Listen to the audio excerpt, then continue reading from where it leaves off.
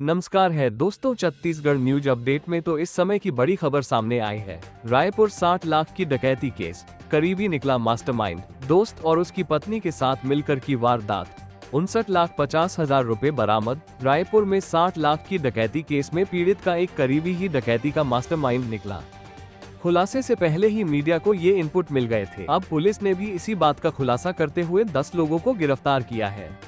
साथ ही 59,50,000 रुपए भी बरामद किए हैं। आईजी अमरेंद्र मिश्रा ने वारदाता का खुलासा करते हुए बताया कि 36 घंटे के अंदर हमने 10 आरोपियों और लगभग पूरी रकम को जब्त करने में सफलता पाई है।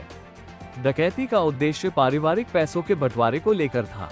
पीड़ित की एक बहन ने रिटायर्ड सूबेदार के साथ मिलकर शातिर ढंग से पूरी योजना बनाई थी। इसमें 2 नागपुर और बिलासपुर, नांदगांव, दुर्ग के एक लोग घर में घुसे थे। इसके अलावा 5 लोग और योजना में शामिल थे जो रैकी करने, पुलिस पर निगरानी रखने का काम कर रहे थे। घटना 5-6 घंटे बाद ही पैसों का बंटवारा हो गया था। आरोपी भागने के फिराक में थे, लेकिन पुलिस को लीड मिली और हमने गिरफ्तारियां की। पीड़ित वेलू परिवार काफी बड़ा है। यह 8 भाई बहन है। जिस जमीन को परिवार ने बेची थी, उसे लेकर परिवार के लोगों के बीच विवाद था। इनमें से कुछ लोगों में नाराजगी भी थी।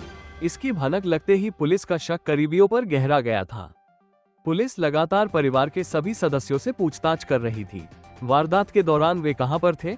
वारदात के पहले और बाद के एक्टिविटी पर लगातार पुलिस नजर बनाए रखी थी। रायपुर में नगरीय निकाय चुनाव के दिन दहाड़े करीब 20 मिनट के अंदर 65 लाख की डकैती की वारदात हुई है। ये डकैती खम्हारडीह थाना इलाके के अनुपम नगर में हुई।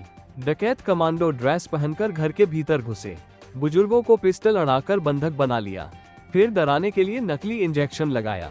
इस दौरान उन्होंने लाल सलाम कहते हुए कहा कि हल्ला किया तो घर को बम से उड़ा देंगे। कार से उतरते हुए 5 डकैत सीसीटीवी कैमरे में कैद हुए हैं, जिसमें एक महिला भी थी। 5 डकैतों ने प्रेमा वेल्लू 71 साल, रजनी वेल्लू 67 साल और मनोहर वेल्लू 70 साल को बंधक बनाकर डकैती की। ये तीनों आपस में भाई बहन है, साथ रहते हैं और किसी ने शादी नहीं की है। वेल्लू परिवार ने कुछ दिन पहले ही अपनी एक पुश्तैनी जमीन बेची थी, जिसके बाद 65 लाख रुपयों को उन्होंने घर के भीतर ही पलंग के नीचे रखा था, जिन्हें डकैत लूट कर ले गए। इसके अलावा वे अलमारी से गहने भी साथ लेकर चले गए। भागने के दौरान उन्होंने तीनों बुजुर्गों को कमरे के भीतर बंद कर दिया। जैसे जैसे बुजुर्गों ने घर के पीछे के रास्ते से निकलकर पड़ोसियों और पुलिस को सूचना दी,